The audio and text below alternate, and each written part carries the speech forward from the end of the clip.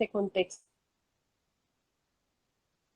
Entonces damos paso a la última conferencia del día de hoy, de las promesas a los hechos, un balance de las transformaciones de los partidos políticos y el sistema de partidos colombiano a partir de la Constitución de 1991 y sus posteriores reformas, a cargo de Andrés Felipe Cortés Aguilar. Bueno, buenas tardes Carolina, buenas tardes a todos los que nos están viendo. Creo que no me han compartido permisos para compartir la pantalla o pues no los tengo en este momento. Ah, ya. Bueno, quisiera empezar diciendo que me gustó mucho la presentación de la profesora Adriana. De hecho, pues voy a hablar de algunas cosas muy relacionadas a eso. Entonces ahí pasaré más rápido en el sentido de que ya los explico. Entonces, la presentación que les voy a mostrar hoy se llama De las promesas a los hechos, un balance de las transformaciones de los partidos políticos y el sistema de partidos colombianos a partir de la Constitución del 91 y sus posteriores reformas. Es un artículo que escribimos junto al profesor David Roll. Entonces, un poquito para que nos conozcas, el OPAR es, digamos, el Observatorio de Partidos Políticos de la Universidad Nacional y pues nosotros somos, el profesor David Roll es el director y yo el coordinador general. Listo, entonces, la exposición va a estar dividida principalmente en tres secciones. La primera y la última van a ser bastante cortas y nos vamos a centrar en el balance, que es el tema central de esta exposición. En la primera vamos a hacer un poco de estado del arte marco teórico, vamos a ver cómo se ha abordado los estudios que han tratado las transformaciones de los partidos políticos y el sistema de partidos en Colombia.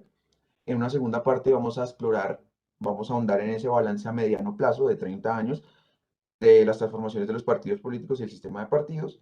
Y en la última parte, que también va a ser muy corta, algunas proyecciones, retos y tendencias que tendrán los partidos y sistemas de partidos de cara al futuro.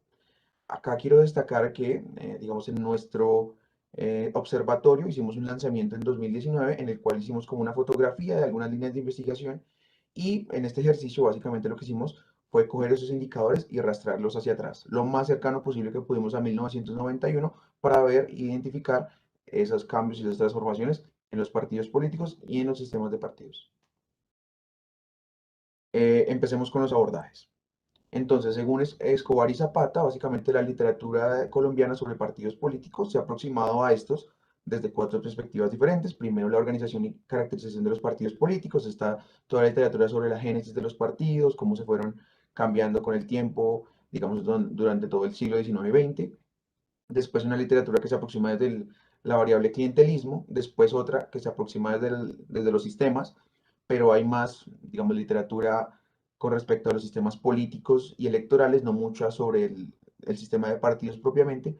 Y en la última, sobre la organización interna, que fíjense que del 1 al 4 está organizado del que más al que menos hay literatura.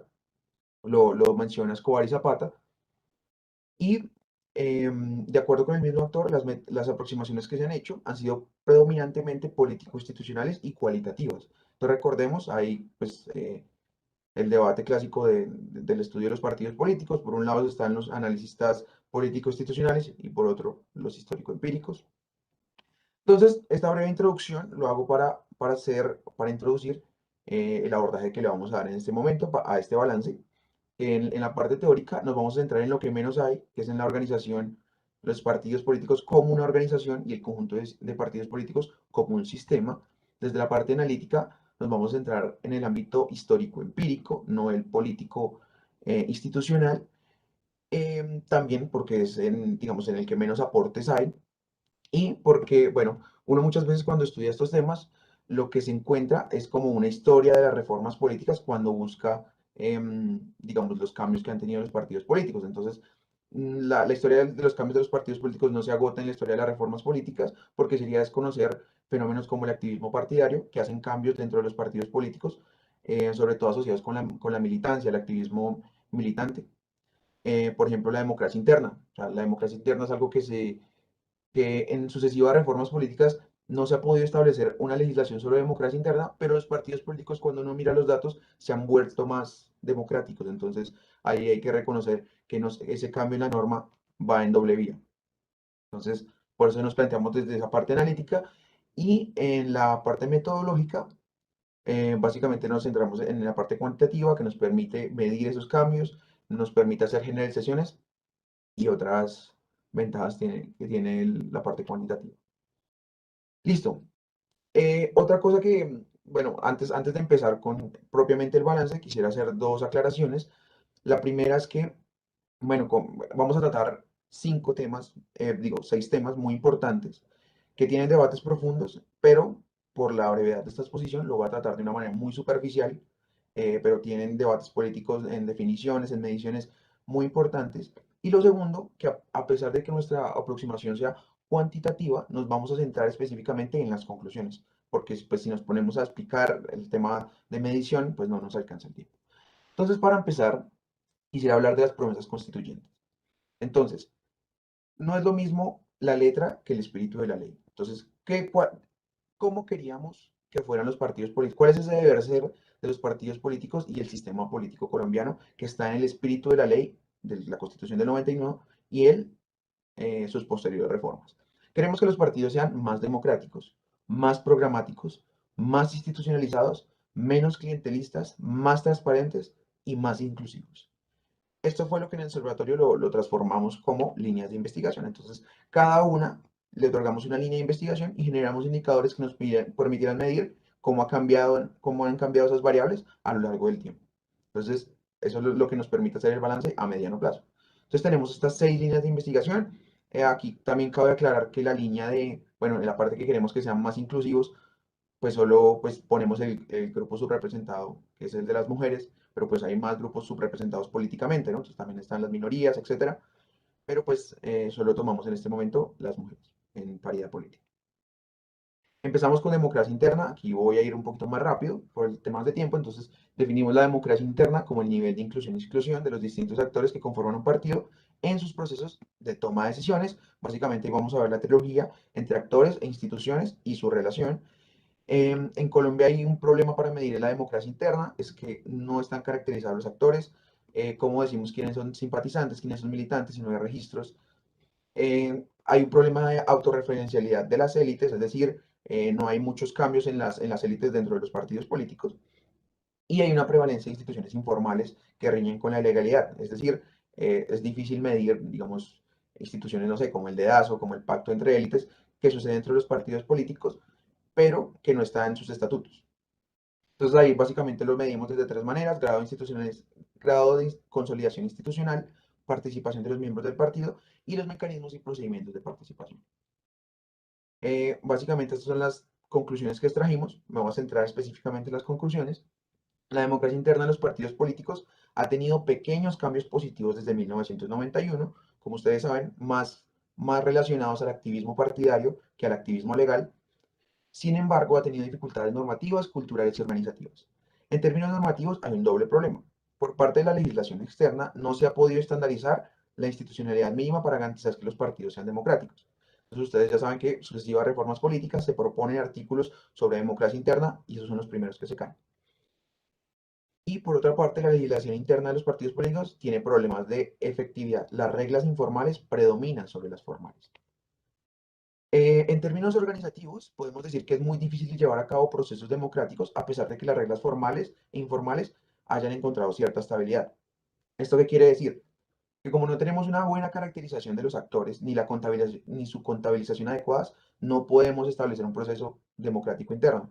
No sabemos cuántos son los del partido, no sabemos quiénes son los que pueden votar, el voto de unos vale más que otros, entonces es muy difícil si no hay un registro, una contabilización, por ejemplo, lo que hace a nivel nacional la registraduría para un partido político para hacer unos procesos verdaderamente democráticos.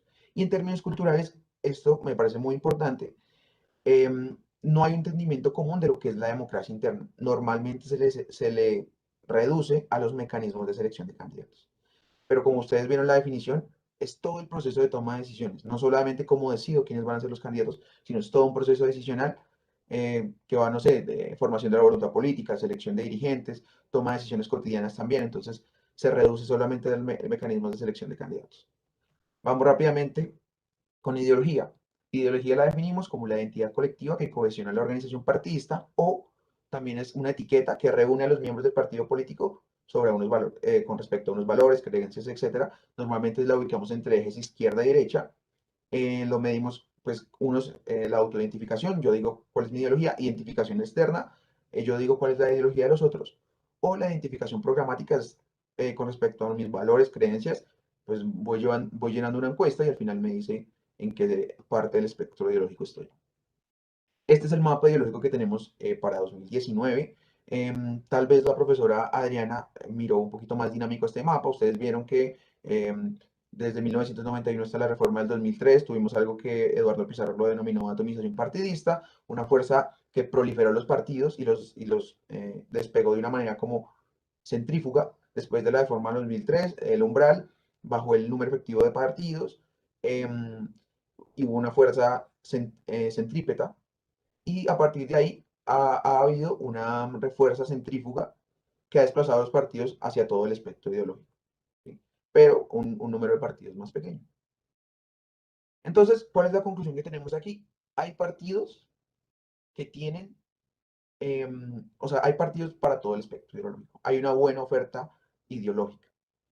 Bueno, obviamente hay que rescatar que, o sea, no todos tienen la misma importancia, como lo mencionó la profesora Adriana. Entonces, de eso voy a hablar enseguida.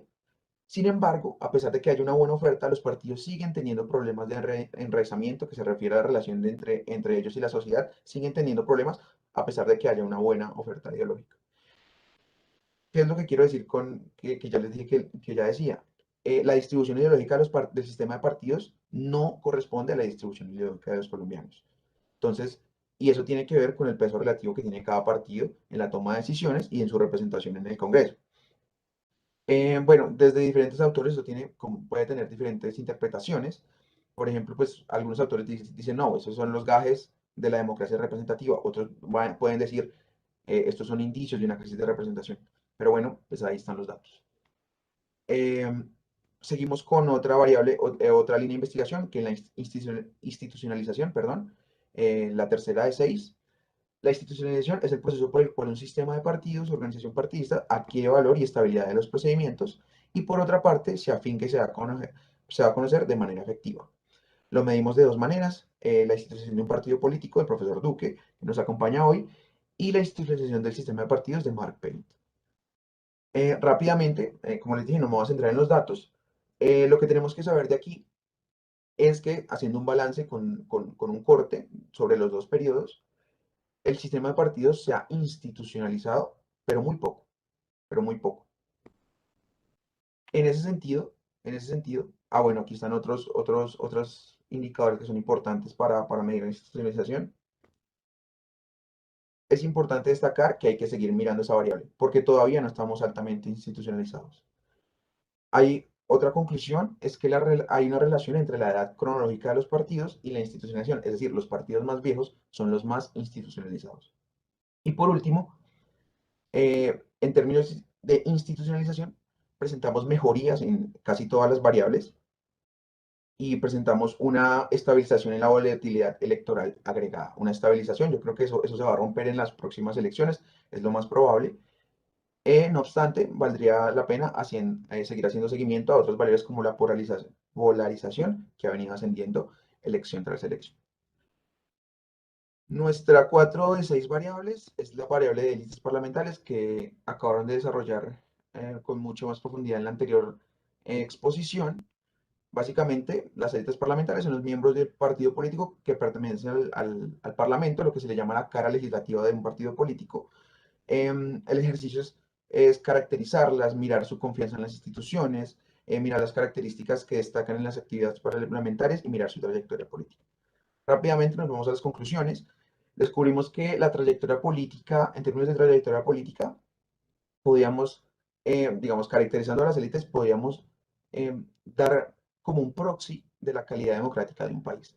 Entonces, ¿qué vimos? Que en términos de profesionalización de la política, tenemos que Colombia está mejor, ¿sí? O sea, cada vez tiene una mayor carrera política, pero se siguen persistiendo fenómenos como el elitismo, como la doble militancia, como el transfugismo, que deterioran la calidad democrática. Vamos con la quinta de 6 líneas de investigación, es la financiación política. Básicamente es el conjunto de normas, autoridades, procedimientos y prácticas, sanciones, básicamente relaciona el dinero y la actividad política en un sistema político. Y rápidamente Bueno, aquí pueden ver, pues les voy a dejar esta presentación, va a estar en la página web del observatorio para que ustedes vean con más detalle los datos, pero nos vamos a saltar a las conclusiones.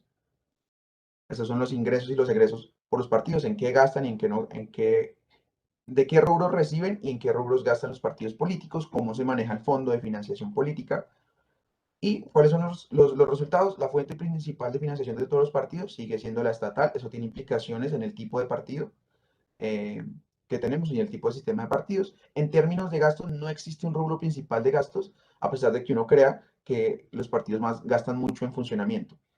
Más bien sorprende que gasten muy poco en procesos de democracia interna y procesos de inclusión. Y por último, a pesar de que o sea, uno mira en Transparencia por Colombia, los informes, dicen los datos de la actividad política están siempre subestimados. Sin embargo, con los datos nada más que estos que tenemos, que son pues, los oficiales del aplicativo de cuentas claras, vemos que hay una incoherencia con quienes contribuyen y bueno, financian los partidos, donantes, contribuyentes, etcétera, con la ideología que representan. Hay una incoherencia ahí. También identificamos eso.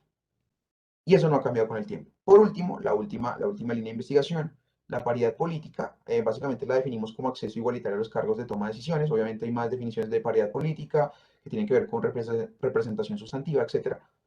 Pero pues esta es la que nos, pues en términos histórico-empíricos y cualitativos, la que nos opera. Vemos lo siguiente, me salto a las conclusiones. A pesar de que cada vez haya más mujeres en los partidos políticos y haciendo política en general, aún falta mucho por lograr paridad política en la participación, aún más en la representación. Y aquí hay que hacer un disclaimer porque el tema de diseños institucionales no es lo más importante para las mujeres en la política, ¿no? El tema más importante, pues ya la literatura confluye en eso, y es el tema cultural, desmontar las estructuras patriarcales que predominan en el ejercicio de la política, que tienen consecuencias tan negativas como la violencia política contra las mujeres. Pero bueno, haciendo ese disclaimer, hablemos de diseños institucionales y es que nuestro principal instrumento que hemos tenido es la cuota, pero la cuota ha sido ineficiente en el sentido de que hemos tenido que subir la cuota mucho para lograr cambios de 1, 2, 3, 4% en el porcentaje de mujeres electas. Entonces hay que reevaluar ese instrumento que tenemos. Listo, nuestra última parte. Bueno, aquí está como un resumen que es cómo estamos en cada cosa. En términos de, queremos que los partidos sean más democráticos, vamos regular en este balance a 30 años. Más programáticos, vamos mal. Más institucionalizados, en la institución vamos bien. Queremos que los partidos sean menos clientelistas, vamos mal, siguen siendo igual de clientelistas. Queremos que sean más transparentes, vamos regular. Y queremos que sean más inclusivos, vamos regular. Listo, y faltan un par de diapositivas. Básicamente vamos a entrar en la última parte de esta exposición y es que les quería decir que estos modelos que tenemos para medir los cambios que tienen los partidos políticos desde su parte organizativa y desde su parte empírica, tienen un problema central y es que son muy viejos, son obsoletos, encontramos que también son inconsistentes, son inoperantes. Por ejemplo, hacen supuestos que ya no son sostenibles hoy en día. Por ejemplo, en la institucionalización, el concepto de polarización es algo negativo, pero eso ya ha sido revaluado por la literatura. No necesariamente polarización es negativo para un sistema de partidos institucionalizado. Tienen inconsistencias lógicas. Por ejemplo, en democracia interna consideramos que, bueno, que las primarias internas son más democráticas que unas cúpulas, pero eso también depende de la ideología del partido, eso también se está revaluando. Pocas veces reflejan la realidad, lo que les mencionaba de la distribución ideológica. Y pues, o sea, tiene sentido porque al igual estas mediciones que les estoy mostrando, todo lo de número efectivo de partidos, volatilidad agregada, todas esas mediciones son del siglo pasado, de principios de este siglo. Hay que empezar a hacer nuevas mediciones. Entonces, ¿eso significa que que es un error seguir utilizando las mediciones? No. Algunas siguen siendo fundamentales. Por ejemplo, en estas elecciones van a ser importantísimas el tema de volatilidad agregada, el tema de democracia interna, ¿sí? O sea, y nos va a ayudar a construir nuevos modelos. Entonces aquí les quería, esta ya es la última parte de esta tercera parte, y es, estos indicadores nos tienen que ayudar a construir unos nuevos indicadores para medir a las transformaciones de los partidos políticos. Por ejemplo, indicadores de democracia interna que no nos midan solo selección de candidatos, que también nos midan selección de dirigentes, por ejemplo. Indicadores ideológicos donde no solo haya dos dimensiones, clásico mapa de Dahl, sino que n dimensiones, que por ejemplo incluyen el tema de los clivajes, que también lo mencionó la profesora Adriana. e indicadores de paridad política que nos ayuden a entender el tema, pero de manera micropolítica. Y en eso estamos trabajando en este momento en el exploratorio. Nuevos indicadores que sean del siglo XXI. Entonces, por ejemplo, estamos trabajando en este indicador de la paridad diagonal. Bueno, no creo que me alcance el tiempo para explicarlo, pero bueno, si quieren, ahorita me pueden preguntar sobre eso, que es muy interesante porque reevalúa en temas micropolíticos el tema de paridad y tiene un fundamento matemático muy importante. Conclusiones. Nada más les quería dejar estas tres conclusiones sobre el balance de las promesas a los hechos, de las transformaciones de los partidos políticos desde la Constitución del 91 hasta hoy. Y es que primero hay que apostar a los análisis organizativos sistémicos, histórico-empíricos y cuantitativos. Es lo que menos hay y es lo que en este momento más se necesita. Segundo, que los partidos políticos han avanzado positivamente. El avance ha sido positivo, pero lento, lento. Y la evolución ha sido distinta en cada una de las dimensiones. Y lo último, y me parece más importante, debemos generar nuevos indicadores para medir las transformaciones de los partidos políticos y el sistema de partidos. Con eso concluyo. Muchas gracias por su atención y quedo atento a sus preguntas.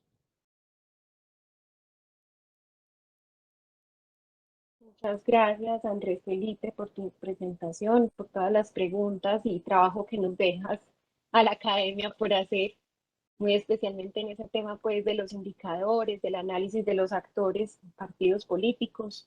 Muchísimas gracias. Entonces, ahorita vamos a entrar a la última parte